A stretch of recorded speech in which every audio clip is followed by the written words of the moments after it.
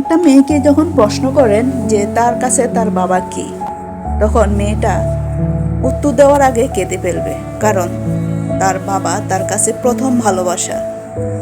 ওই মেয়ে যখন বিয়ে হয়ে যায়, বিয়ের পরে শ্বশুরবাড়িতে চলে যায়, ওই মেয়েটাই বাবার জন্য কিছুই করতে পারে না। বাবা হলো সেই মানুষ যিনি আমাদের স্বপ্ন পূরণের জন্য নিজের স্বপ্নগুলো ত্যাগ করেন, যাতে আমরা আমাদের স্বপ্ন পূরণ করতে পারি। বাবা মানে ছায়া, বাবা মানে নির্ভরতা, বাবা মানে নিঃস্বার্থ ভালোবাসা। যেখানে সবার ভালোবাসার স্বার্থ থাকে, বাবার ভালোবাসায় কখনো স্বার্থ থাকে না। এটা মেয়েদের সব থেকে বাবার কাঁধে নিরাপদ স্থান। খুব কষ্ট ভুলে থাকা যায়, ছেলে মেয়েরা সবসময় বাবার কাছে ছোট্ট সেই মেয়েটা বা ছেলেটাই থাকে। বাবা কখনো সন্তানের সামনে কখনোই কাঁদে না, সবসময় হাসি খুশি থাকে, শত কষ্ট লুকিয়ে রাখে তার মনের ভিতরে।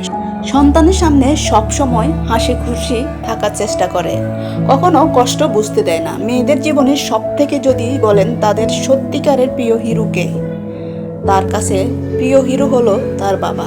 সেই একমাত্র ব্যক্তি যিনি কিনা সন্তানের সুখের জন্য নিজের সকল সুখ ত্যাগ করে সন্তানদেরকে মানুষ করার চেষ্টা করে, সন্তানদেরকে সবসময় চেষ্টা করে আগলে রাখার জন্য।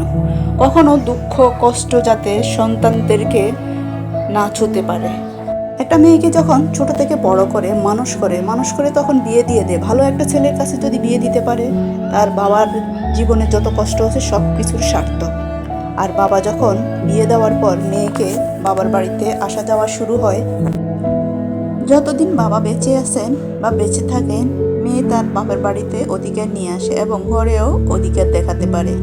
কেউ কিছু বললে জোর গলায় বলে দেয় এটা আমার বাবার বাড়ি। কিন্তু বাবা মারা যাওয়ার পর যখন সেই মেয়েটা আসে, তখন সে এত চিৎকার করে কাঁদে যে সমস্ত আত্মীয় স্বজন বুঝে যায় মেয়ে এসেছে। সেদিন মেয়েটি তার সাহস হারিয়ে ফেলে, কারণ তারা সাহস সেই দিন হারিয়ে ফেলে বাবার মৃত্যুর পর।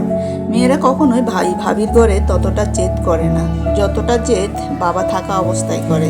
এখন খেয়েছো পড়েছো ব্যাস এখানেই শেষ।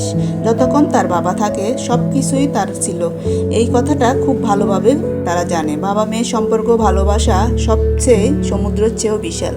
বাবা তার জন্য দুনিয়ার সবচেয়ে বড় আশ্রয়স্থল এবং সাহস, আর মেয়েরা তার বাবার জন্য সেই সাহস আর গর্ব অনুভব করে। কিন্তু দুইজনেই এই কথাগুলো সরাসরি কাউকে কেউ বলে না। বাবার মমতা আর মেয়ের ভালোবাসা অমূল্য। এই সম্পর্ক শব্দ দিয়ে নয়, অনুভূতি দিয়ে মাফ করা হয়।